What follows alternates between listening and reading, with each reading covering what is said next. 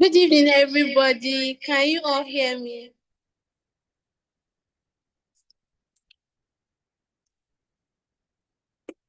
Good evening. Yes, loud and clear. Good All right. evening. Good evening, everybody. Good evening, distinguished guests, respected consultants, colleagues, and participants joining us from different parts of the world.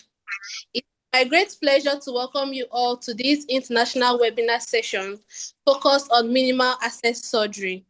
My name is Precious Silvanus, and I'm an endoscopy nurse at Gynesco Specialist Hospital and also an associate member of AGIS, which is the Association of Gynecological Endoscopy Surgeons. This is a professional body committed to advancing safe and effective minimally invasive gynecological practice. Today's session is designed to provide insights into the principles, the instruments, and clinical applications of minimal access procedures, including endoscopy, laparoscopy, and hysteroscopy.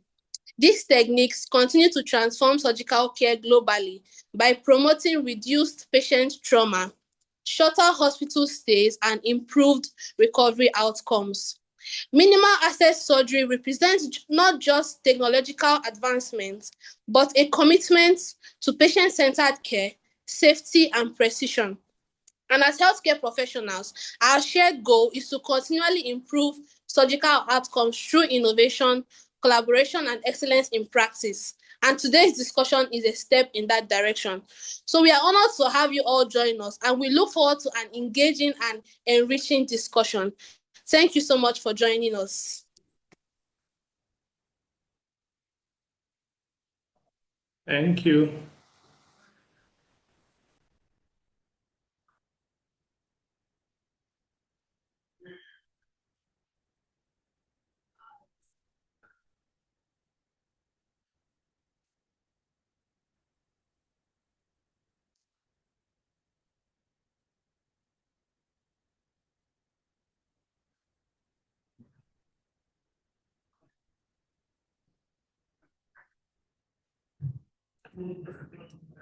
Hello.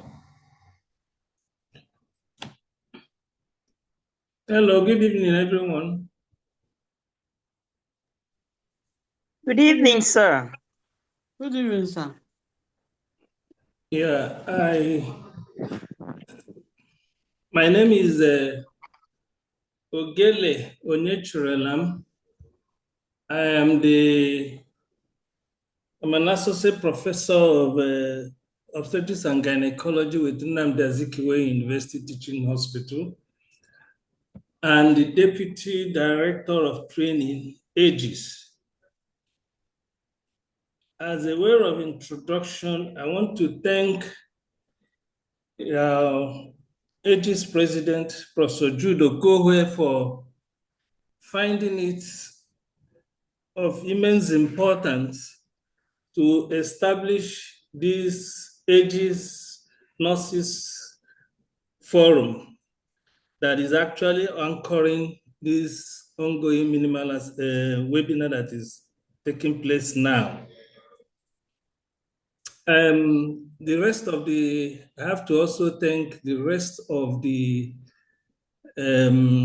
executive members of AGIS, the vice president, the director of training, Ayambode, and all other executive members. In fact, it's of great, it's very, very important that we must appreciate the members of Board of Trustees of AGIS for being behind the executive to make sure that this forum is established. The whole idea is to ensure that minimal access surgery is domesticated in all centers in our country and beyond, and to make sure that overall the practice of minimal access surgery becomes a routine practice in our day-to-day care of our patients.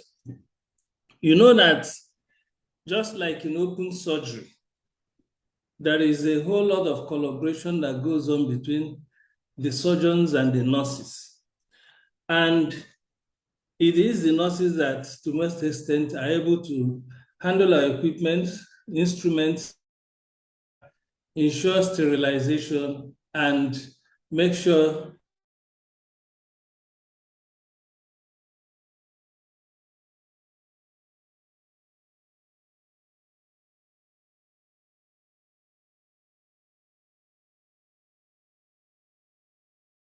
instrumentation of minimal access surgery is very, very expensive and difficult to acquire. And when you're able to get them, you want to make sure that you put them into optimal use and to make sure that they're effectively utilized.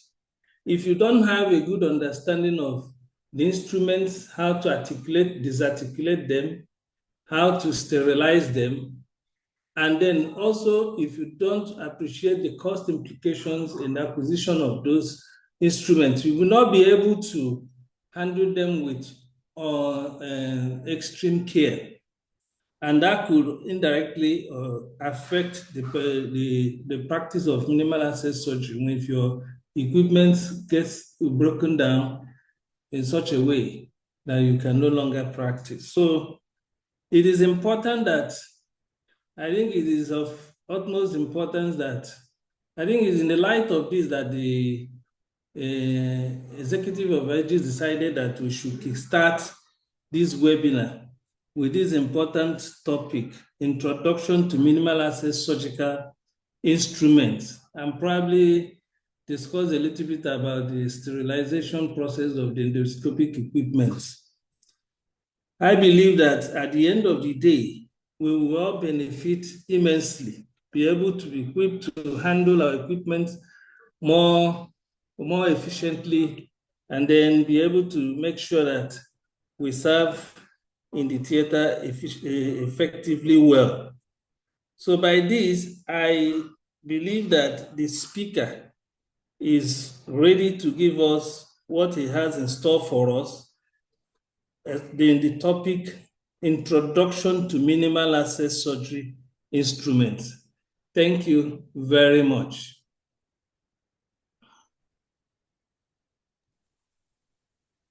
Thank you, sir. Thank you, sir. Yeah. Thank you. Thank you. Okay. My name is Opera Sonta. And I'm an endoscopy nurse. Can you hear me? Yeah, we can hear you. We can hear you. Okay. So my name is Opera Sonta, and I'm an endoscopy nurse and also associate member of Aegis. Today, I will be talking about instruments we use in endoscopy. So firstly, we start with instruments that we use for hysteroscopy. For hysteroscopy, we are going to use a telescope. This is also known as hysteroscope. It's a 30-degree hysteroscope because the tip is slant, which helps in visualizing the almost all the size of the uterine cavity. So it is also a 2.7 millimeter hysteroscope. Next, we move over to the fiber optic cable for light source. This is a fiber optic cable for light source. So it's connected to the light source machine. This part is connected to the light source machine. Then this other part is connected to the hysteroscope. So this helps for illumination during hysteroscopy. We move over to the inflow and outflow sheets. They are of two types: the compact hysteroscope and the detachable hysteroscope. So for the detachable, both of them do the same thing actually. It's just that this one you can detach and this one is just compact. So each of the inflow and outflow sheet, there's always a sign showing you that the fluid enters through this part and comes out through this part. And there's always a place that shows you where the grasper and the forceps and the scissors enters through. This is used for removing polyps and additions. Then we'll move over to the grasper and the scissors. So the grasper and the scissors is used for removal of polyps and adhesions. So some grasper and scissors is adjusted. The handles are adjustable. While some they are not. Like this one now is adjustable. So you can remove after the surgery and put it back during the surgery. That's basically the work. So we are done for the instrument for hysteroscopy. So we are entering into the instrument used for his myomectomy. Hysteroscopic myomectomy. So for instruments used for hysteroscopic myomectomy, it's basically more like instruments used for hysteroscopy, but this one, there is receptoscope. So the receptoscope is made up of the working elements, which is this. The working elements, the electrode, the inflow and outflow sheets. So the inflow and outflow sheet is the same thing as I talked about in the hysteroscopy part. So there is an arrow also showing you where the inflow is going in and outflow is going in. So you connect this. There's a rubber tubing that we usually connect during hysteroscopic myomectomy for inflow and outflow. So for the inflow, we use this rubber tubing. We connect it to the inflow part, then connect it to the fluid, then to a machine. This is a machine. This is an irrigation machine. I don't know if you can see it well. I don't know if you can see it well. Yeah, we can. Okay. Yes, we can. This is an irrigation machine whereby you connect this part of the. We connect this part of the rubber tubing to this place. Then wrap it round.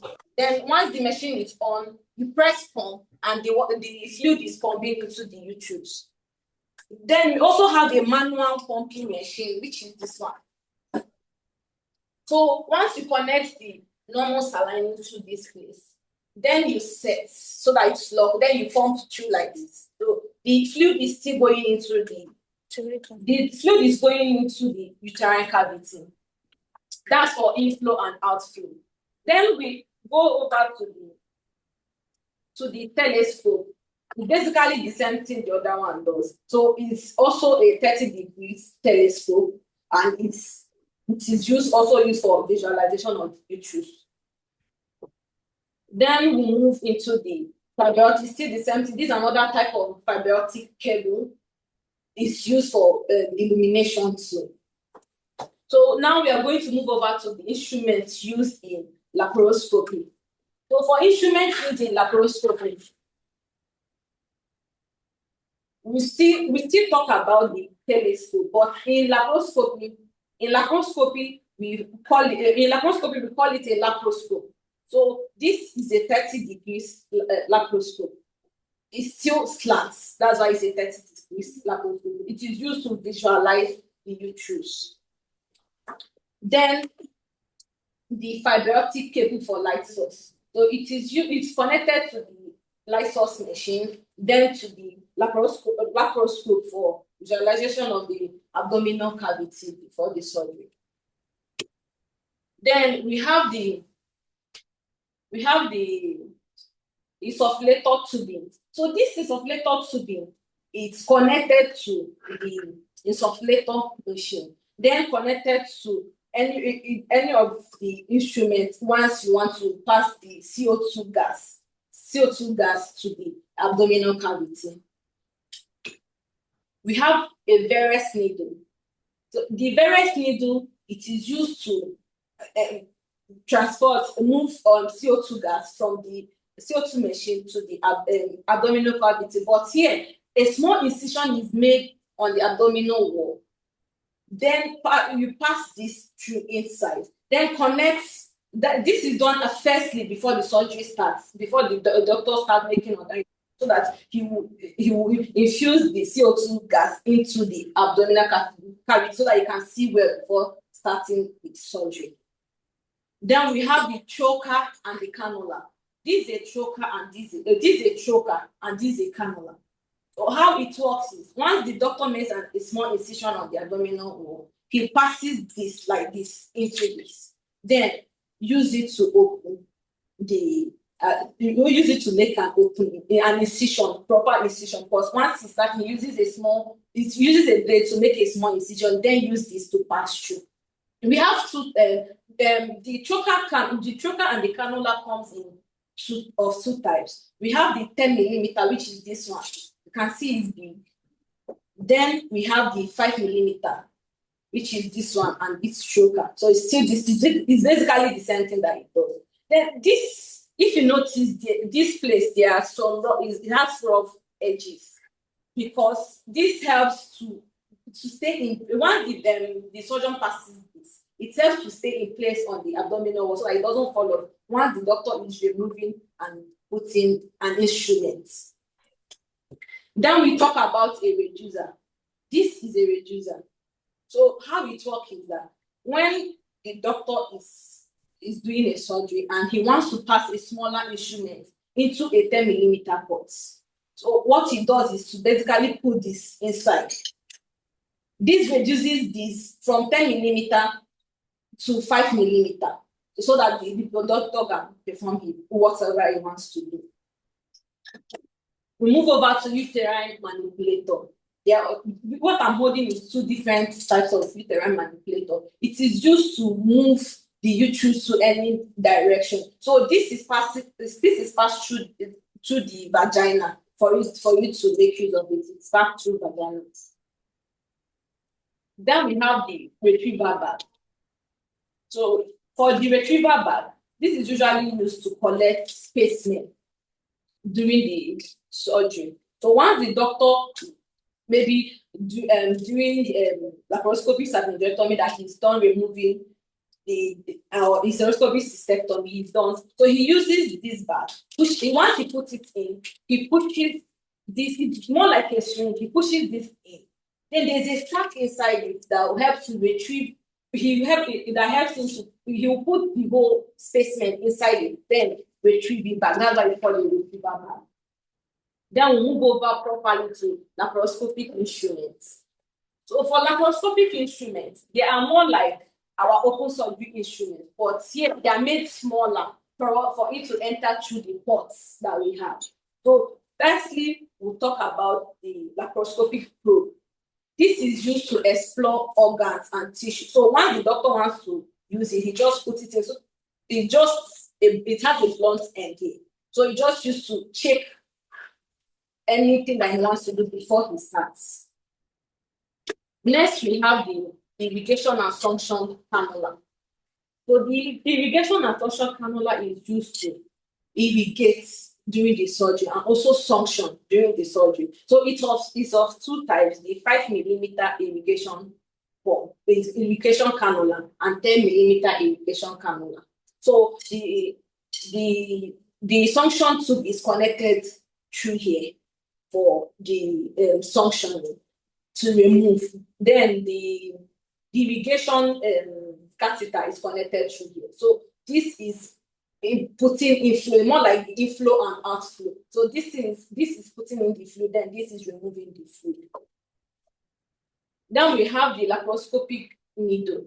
So this needle is more like a needle, but here it is used to inject vasopressin into it's just to inject the vasopressin into a fibroid to help to reduce bleeding and also constrict blood vessels around the uterus. We have the myoma screw. So this is a myoma screw. It is used to hold the fibroid in place, or used to pull and hold a fibroid in place when doing laparoscopy. Then we have a needle holder for laparoscopy. So this is used in suturing during laparoscopy. So it's different from other instruments. We have the Maryland faucet. This is basically more like a dissecting faucet. So it helps in dissecting or holding tissues in place to remove or cut or do anything during laparoscopy. Next, we have a grasper. So this also is used to hold. This is also used to hold tissues in place during laparoscopy. Then we have scissors. So these are of two types of scissors. So we have a curved scissors and a straight scissors. These also used to cut out tissue or cut out anything during laparoscopy. Then the next. Sorry. Hello, please. Before you go, can you repeat? Can you name those instruments again, please? Okay. So we have. This is a laparoscopic probe. This is the irrigation pump, irrigation or suction cannula. These two. So this is a 5 millimeter irrigation and suction cannula, and this is a 10 millimeter irrigation and suction cannula. This is a laparoscopic needle. This is a myoma screw. It's different because there's something coming at the tip of it. This is a needle holder for laparoscopy. This is a Maryland faucet for laparoscopy. This is a grasper for laparoscopy. These are two different types of scissors for laparoscopy. One is a straight scissors and the other one is a curved scissors. Are you good? Yes, thank you. Okay. So next we talk about the musculator. So for musculator, this is a machine used to cut fibroids into bits and pieces. So let me just turn the front so you will see. This is basically what the machine looks like.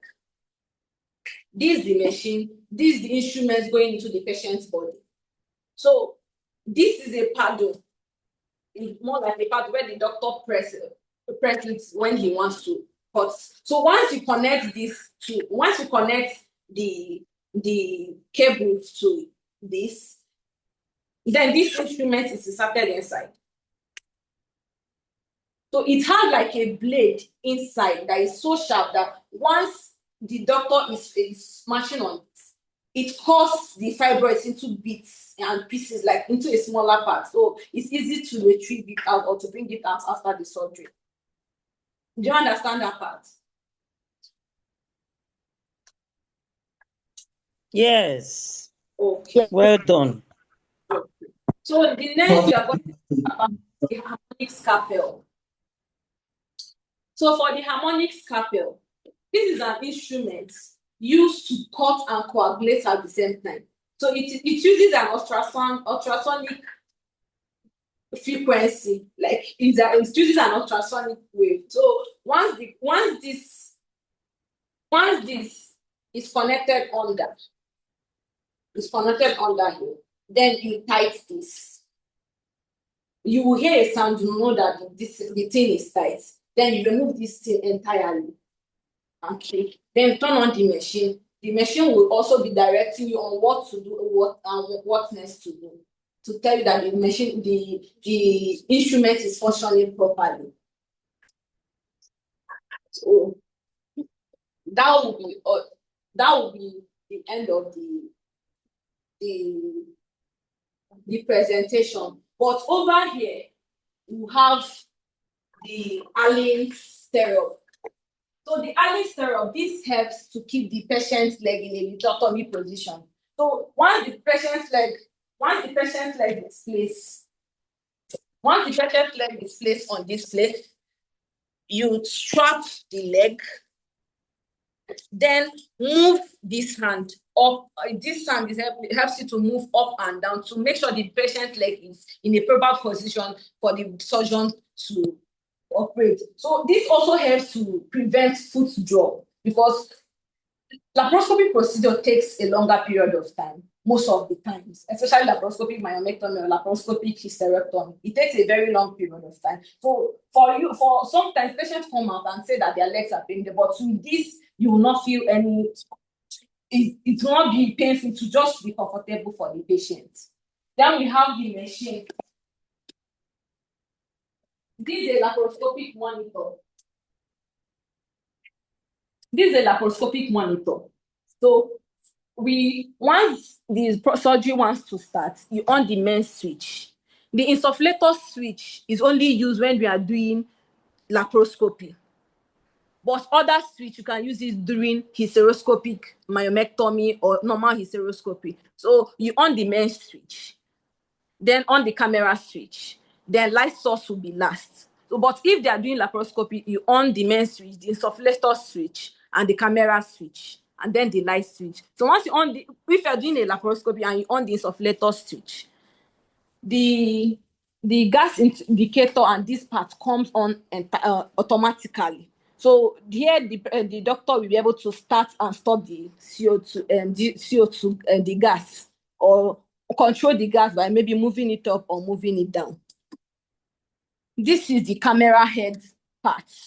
So this is the camera itself. This is the camera head itself. So the hysteroscope will be put inside here, then adjust it to hold firmly and tight so that it doesn't fall out. So let me just practice it. So this is how it has two places here. So you just pull back. Then put this inside, then leave it. It's already in place. Then the doctor can continue whatever he's doing. Then we have the light source. So for this machine, depending, some machines they have separate on its own, but this machine comes with everything. So this machine has a light source, has the camera part, and the CO2 insufflator itself. So you just come in, put in this place is where the CO2 comes in. So you put the CO2 tubings here, then the lights, the fiber optic cable here. So once all this is set, the procedure have started. Thank you all for your time. Thank Thank you, you. Nurse Azonta. Thank you. Thank you so much for reminding us what we've forgotten. Yeah. Please, I have a question, please.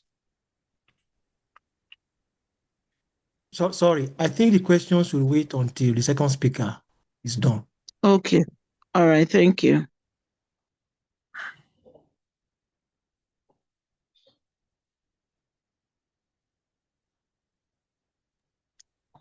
Hello, good evening, everyone. Can you hear me? Yeah. Yes, we can hear you. Good evening to you too. All right. So this is not Samara from Guinness, an associate. Wow. So I'll be talking more on the instrument. Nurse Asante, thank you very much. You've really done a good job. So I will talk more on the instruments, how it's being used, and the distending medium, because she didn't talk about the distending medium. Okay, so we'll start with the hysteroscope instrument, the hysteroscope. Okay, please come and help me.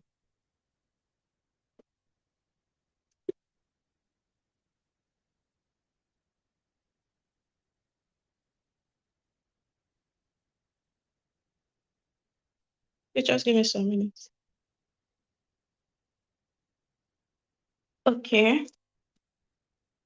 So we'll start with hysteroscopy. First of all, we know that hysteroscopy is a minimal access procedure, okay, where the doctor uses the hysteroscope to diagnose and treat conditions in the uterine cavity. Okay, so I will start. These are the instruments that I use. And what are some of the conditions that can be treated?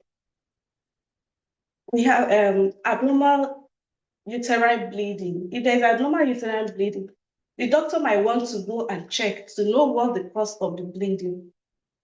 Then we talk about polyp, fibroid, displaced IUD.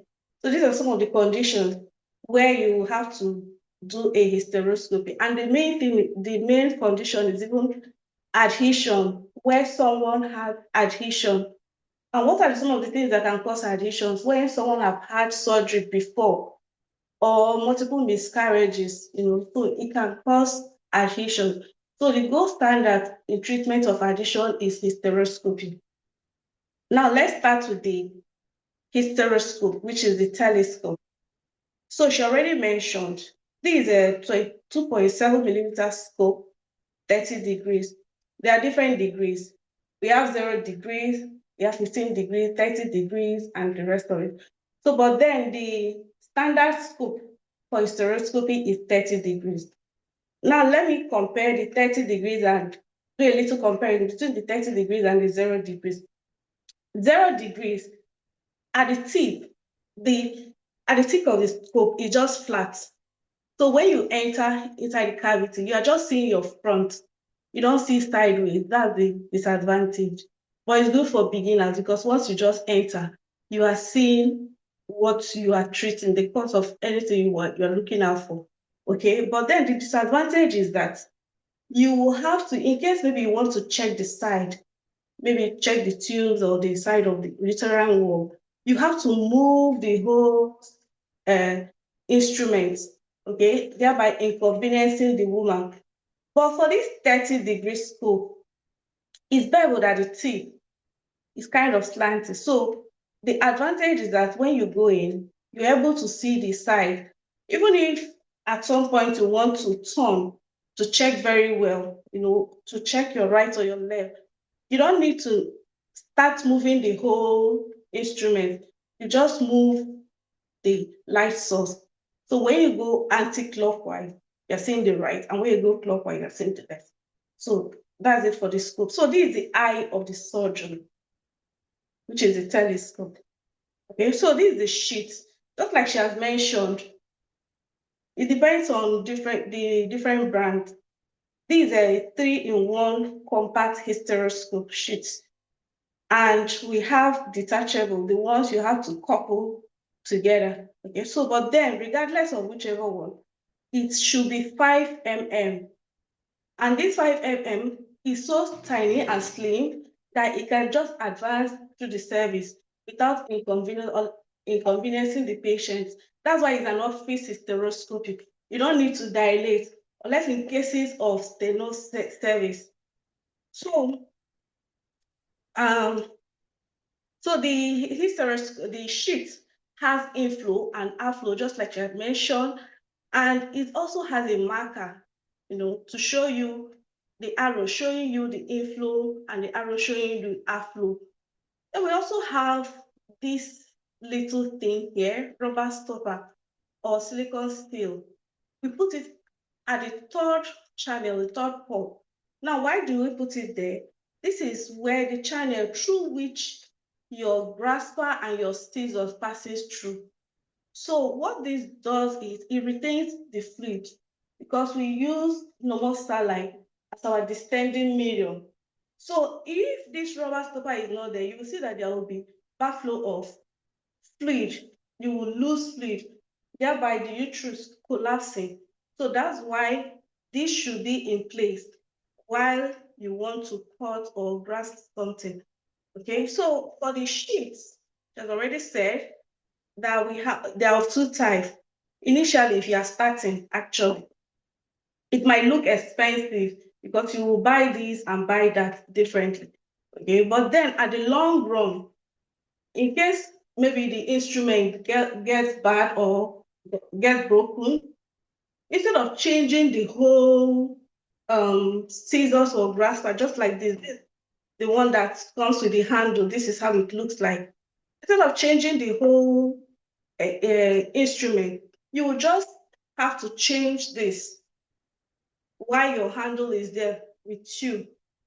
Okay, so that's it for the component for it. Then this is the fiber optic cable. It's lined with glass inside, so you don't squeeze.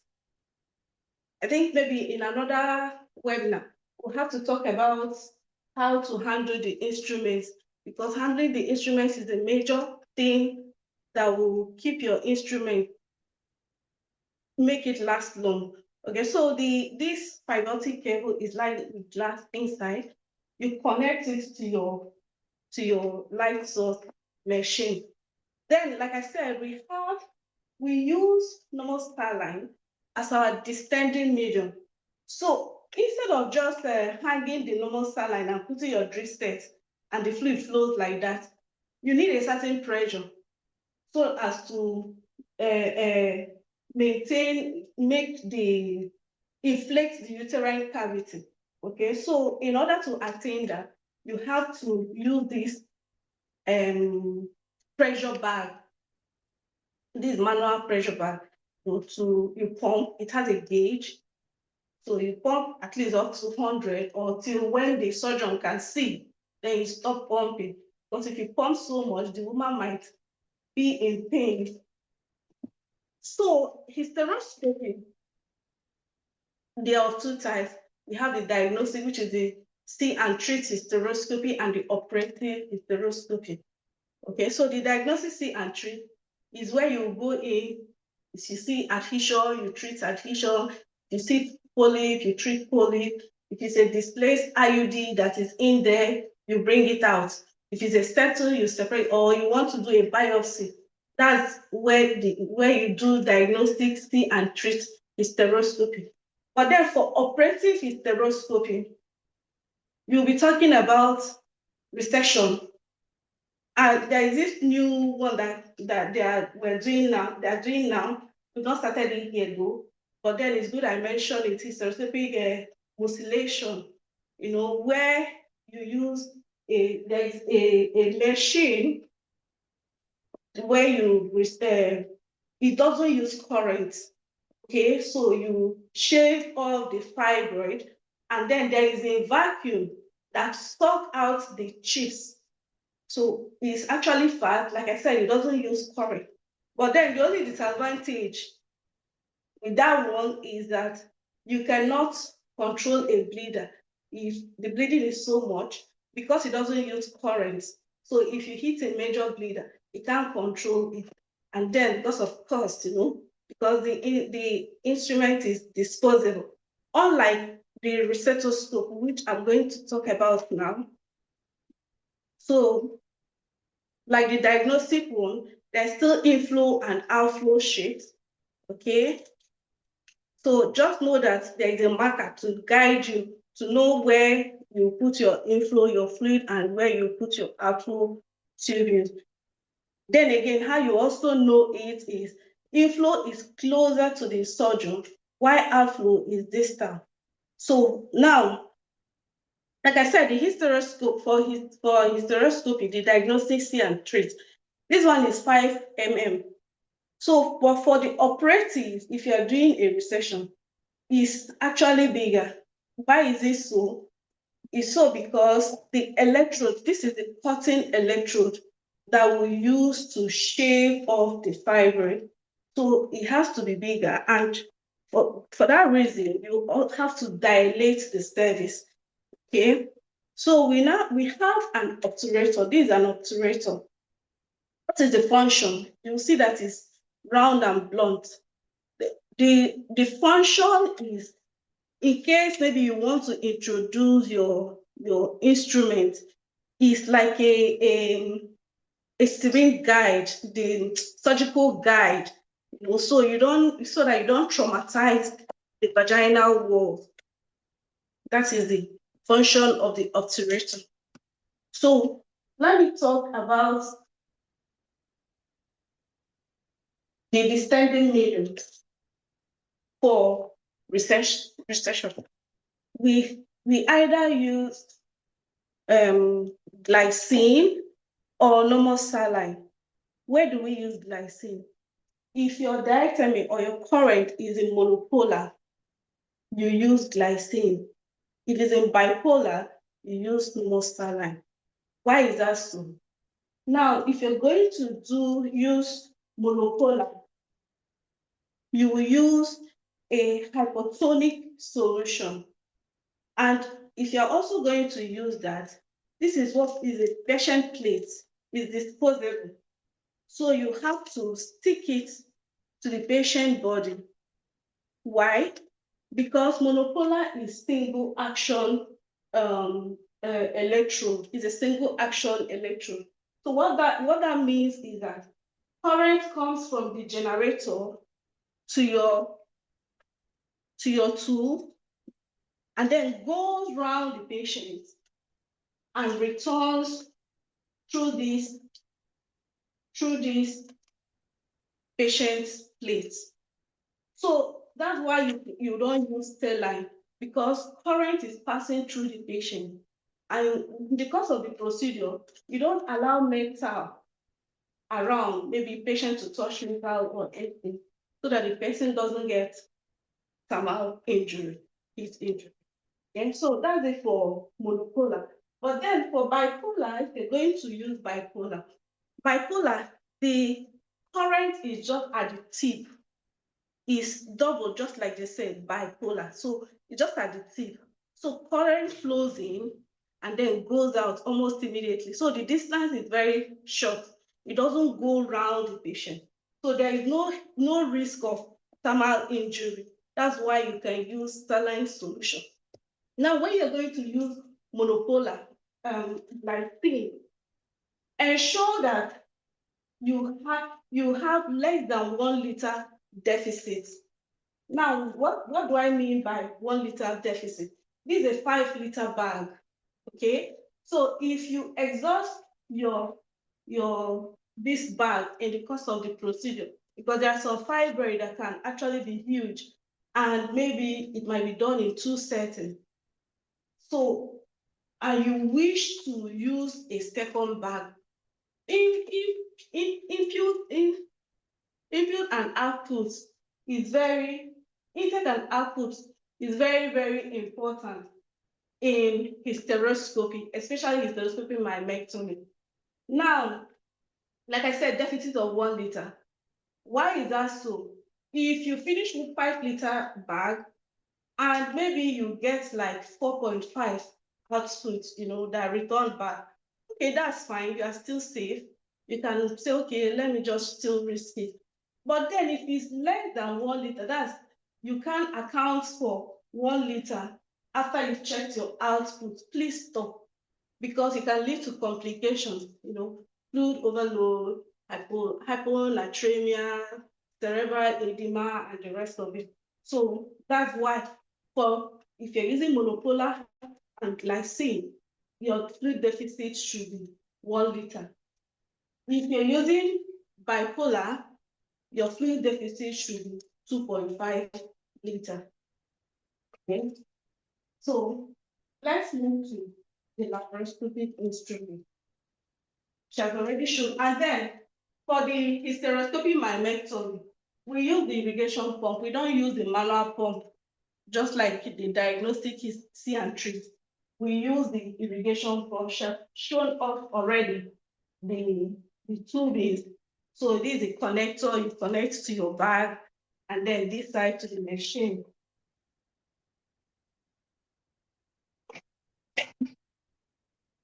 Okay, so for laparoscopy, now this is an insufflate, and the gas we use for laparoscopy is CO2. CO2 is the safest gas, is a medium, is a distending medium. Unlike this other one, we use fluid. So the distending medium is CO2 and is a gas.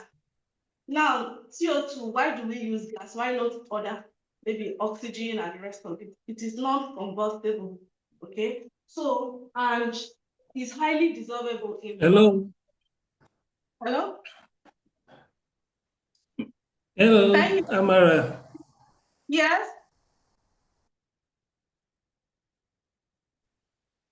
Can you hear I me? think I just have to give you just say one or two things. Yes. We'll just give you 2 minutes to round up so that we can conclude for today. Okay, I'm already winding up. But she has shown us most of the instruments. Okay, so like I said, the gas we use is so as to maintain the pneumoperitoneum. So because the abdominal cavity is flattened, so with the distending medium, it leaves the abdominal wall off the organs for the surgeons to see. So she has already shown us all the other instruments, the malleable probe and the scissors and the rest of it, the pot closure and all that. So she did also mention camera cover in the procedure, whether you are doing diagnostic or operating or laparoscopy. We usually use a camera cover. This is to ensure that fluid doesn't enter your camera. So thank you very much. Yeah, thank you very much, Ms. Samara, for having given us quite an elucidating information as regards most of the minimal access surgery equipment. Thank you very much. You people have done very well. And I believe that the participants have enjoyed the discussion so far. Minimal access surgery endoscopy is a very wide area. It's just like talking about the entire surgery. And there is no way in 1 hour you'll be able to handle in details everything about these instruments.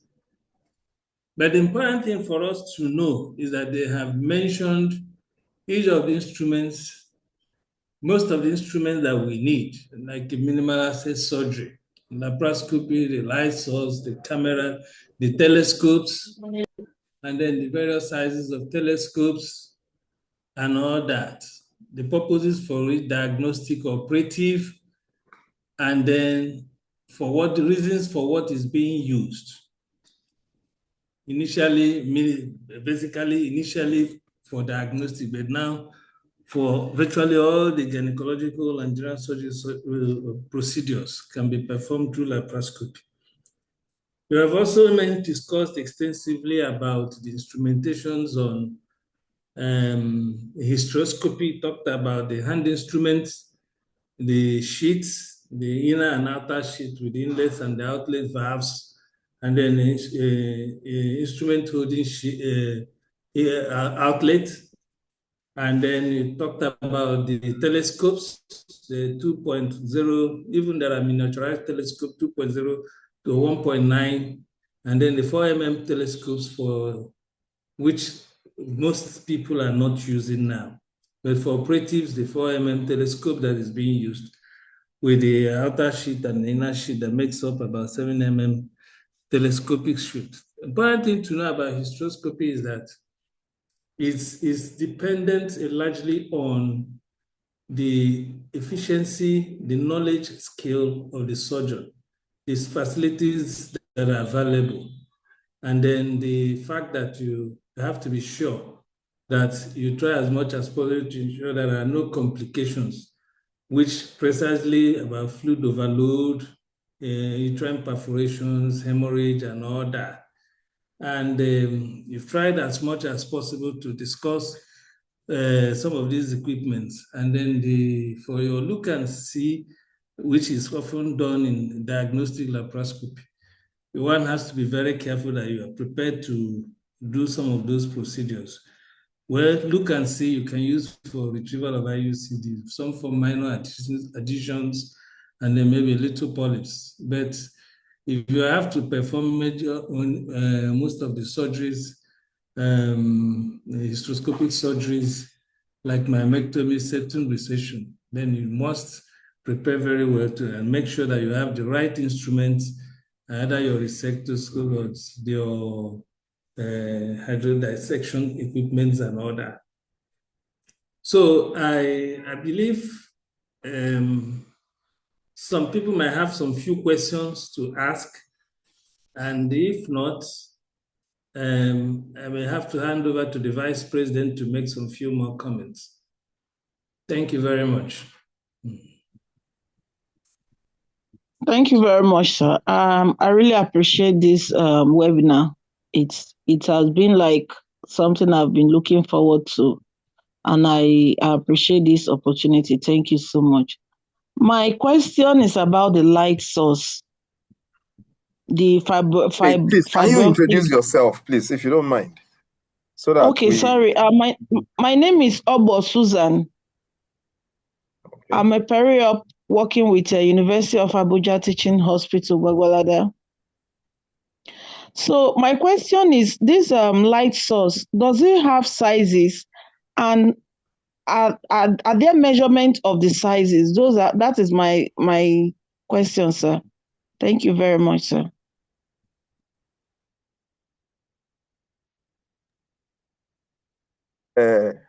Nurse Amara. Let's ask Nurse Amara to make a comment perhaps, and then we can add, Dr. Ogele can also add his own comments after that.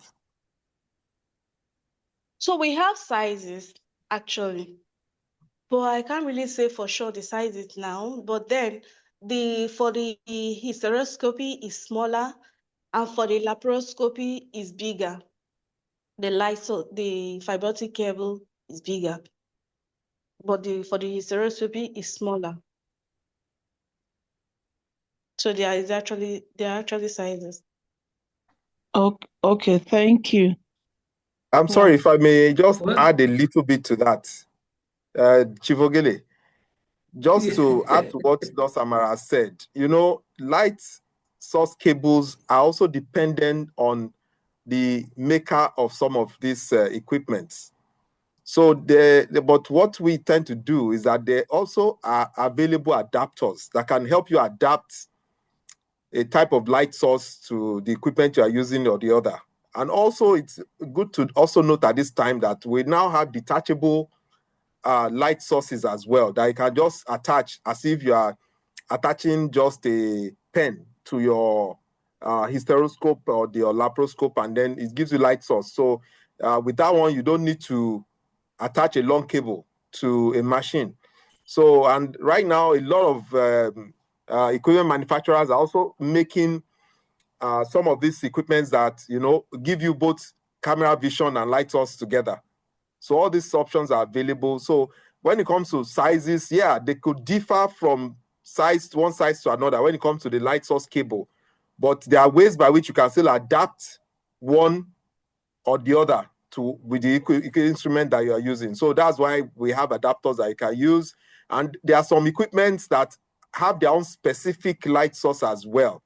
So for those ones, you might have to use the specific one that is being marketed for that, which means you may not have those ones that you can change, that are interchangeable, okay? So you can have sizes, and the sizes may depend on the makers, and also you can have detachable ones. So there are so many various options when it comes to light source. So you get used to the one that you have and get used to how to make it function for the purpose of which you need to use it for. Thank you very much, sir.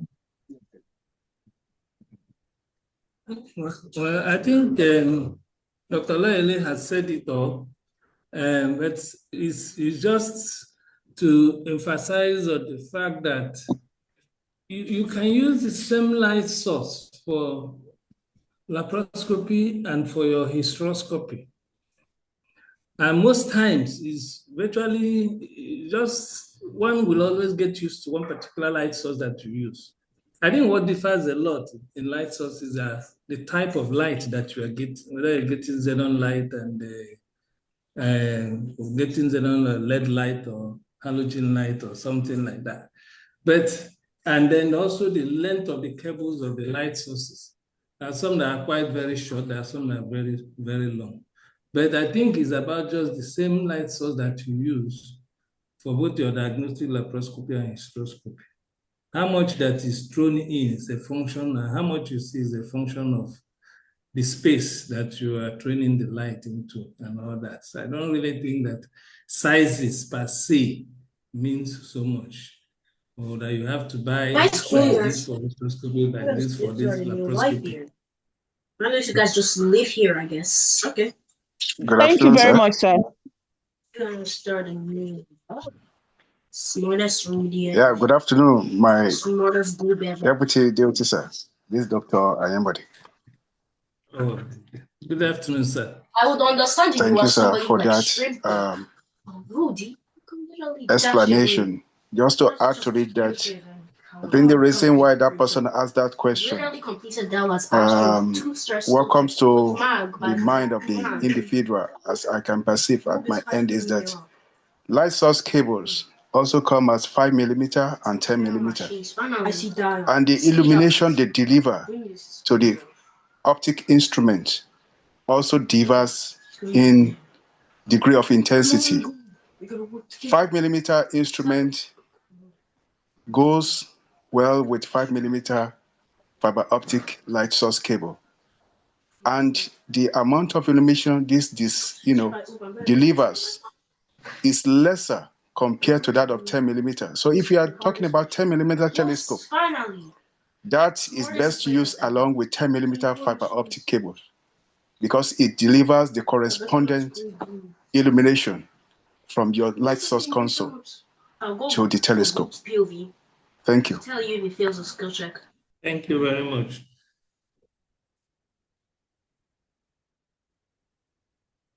Are there more questions for us to entertain? Can I quickly make a comment, please? Yeah. Well, I think what is causing what looks like is a little back and forth is probably because we all use different instruments and equipment from different companies, you know. Like I'm sure that Amara have noticed that the one she uses for laparoscopy is thicker than the one she uses for stereoscopy. Now, there's a possibility that Dr. Yambode has equipment that has both 5 millimeter and 10 millimeter fiber optic cables. Now, personally, I have not come across that. What I've come across is that because see, the whether it's 5 millimeter telescope or it's 10 millimeter telescope or 2.5 millimeter telescope, somehow where you attach the fiber optic cable to the telescope, they are about the same. Now, for the Karl Storz, for example, I know that Karl Storz has like an adapter attached to its own. Meanwhile, for Richard Wolf, for Miona, and many others, that is not there, you know, so that the fiber optic cable can fit in. So it's possible he has equipment that has both the 5 millimeter and 10 millimeter. But like I said, I have not personally come across that before. But I think why we are saying all this is because we are buying equipment from several people and several outlets. So they might have their own idiosyncrasies, you know. But what I really wanted to quickly add before we go is just to correct something. I'm sure while she was talking, she probably mixed a few things up, but she did, I think they did very well. When you whether you use a 0 degrees or a 25 or 12 or 30 degrees telescope, it's probably a matter of choice. That's what during stereoscopy, it's a matter of choice. There are people who prefer 0 degrees and they use it all through for all their procedures. There are some that prefer the angled hysteroscopes for various reasons that she mentioned, you know, but it does not really disturb or cause any form of injury or discomfort to the patient, whether it's 0 degrees or whether it's the angled 12 or 25 or 30 degrees telescope, just to bring that out. So because the movement is right inside, whether you move the light source or you move the hysteroscope around, it's your choice, but the movement is really taking place inside to see the various corners. But that will not necessarily cause any discomfort to the patient. So I just wanted to mention that if you choose to use 0 degrees because your trainer uses 0 degrees, that's all fine. You get used to it. If you choose to use the angled ones, that's also fine. Right. But apart from that, I think every other thing was clear. Thank you.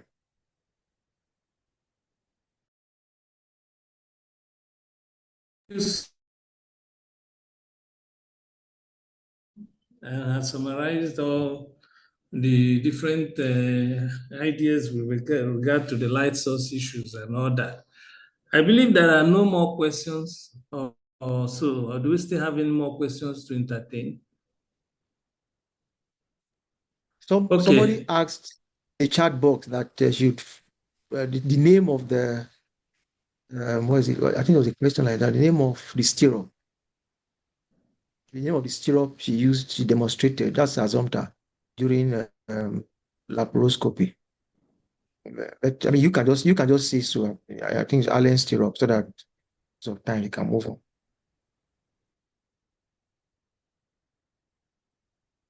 Okay. Thank you very much. I think at this point we should be coming to the end of this program. I'm sure it's been quite exciting, and I believe that everyone is still looking forward to more discussions.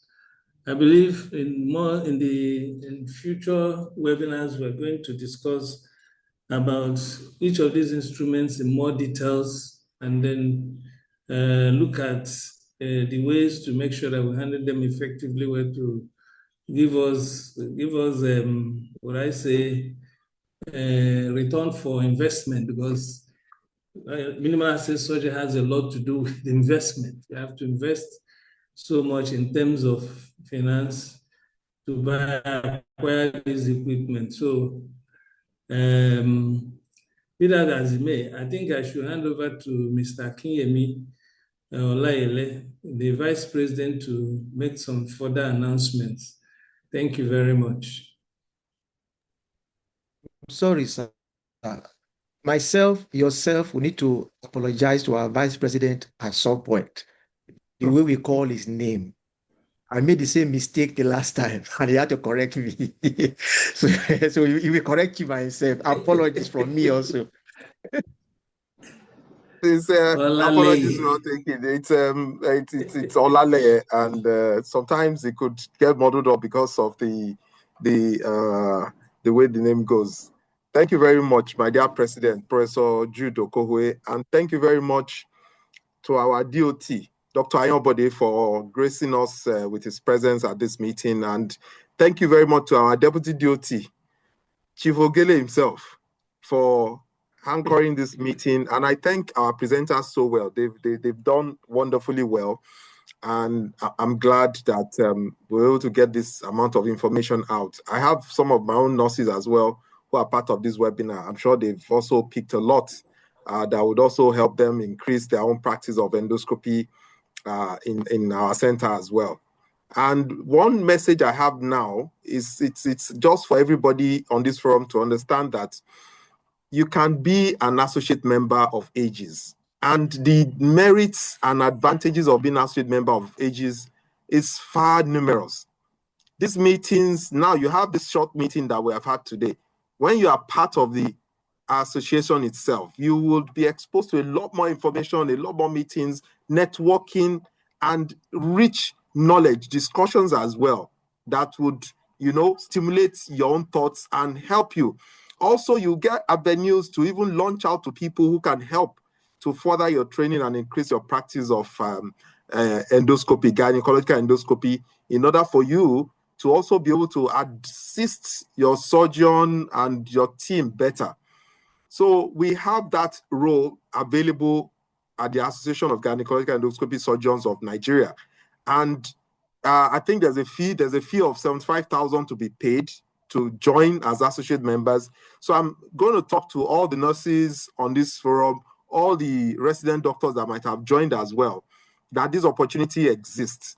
And in order for you to have this opportunity, you can send a message on the residents group or the nurses group, and then we would direct you appropriately to the people who will give you the appropriate information. And thank you. Nurse Miriam is already asking, how do we join? So please, on the forum in which you are, send a message that how would you like to join? And then the admin secretary of our association, she's on both groups. She will reply you with full details of what you need to do in order to become associate members. And it's a time-limited offer, actually, because yes, the fee is going to be a one-time fee, and then subsequent years you might need to pay for annual renewal of the registration. But the first time is going to be 75,000, and then there's also an annual fee of 50,000 that you get after about a year of registration. So I think it's an opportunity for you to grab, because there's a lot of information that you will not gain on the street, all right? And they will help you, because I'll tell you something, you make yourself more marketable. If you have this knowledge, surgeons, hospitals would want to employ, they will want to pay you better than just people who don't have the same information. So please make this opportunity, send a message, and then the admin secretary will also send the information also to the groups, the WhatsApp group that has been created, so that you can follow those instructions in order to be members of the association. I use this opportunity again to thank the whole faculty that have made this available and possible. I thank all the people who also joined this meeting. We appreciate you, and then we look forward to having you in the bigger group so that we can have bigger and larger meetings as well. And let's look forward to having you present at these meetings in the nearest future. Okay, so you will be entitled to conference attendance, workshops, and all those things. You have the information when you want to join. So you are going to get this evening. The AEGIS admin secretary will post the information on the relevant WhatsApp group. So please watch out for that so that we can onboard you as associate members of the association. Thank you very much. Right now, I'm going to hand over to our president, Professor Jude Okohwe, to make his final comments and remarks before the meeting ends. Thank you very much. My president, over to you. You've said it all. There's really nothing much to add. Just to further mention that if you are a member of Aegis, there's so much to benefit from the association. Somebody asked about workshops and all. There are workshops, there are training sessions, there are so many things that we do. So time is fast spent. Let's not go into all that now, but like the vice president mentioned, the admin will post something on the WhatsApp group. Then you can also private chat her to tell you exactly what you need to do. But take advantage of this opportunity and become a member Aegis. Thank you.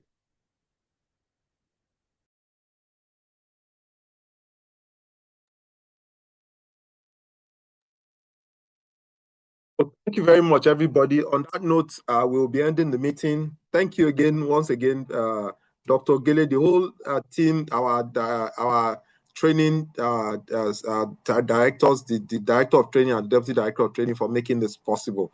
So everyone, have a wonderful weekend and happy new month from tomorrow, if I may add that. Thank you very much.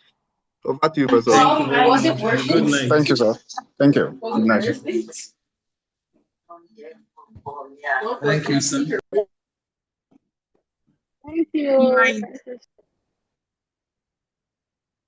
Good night, everyone.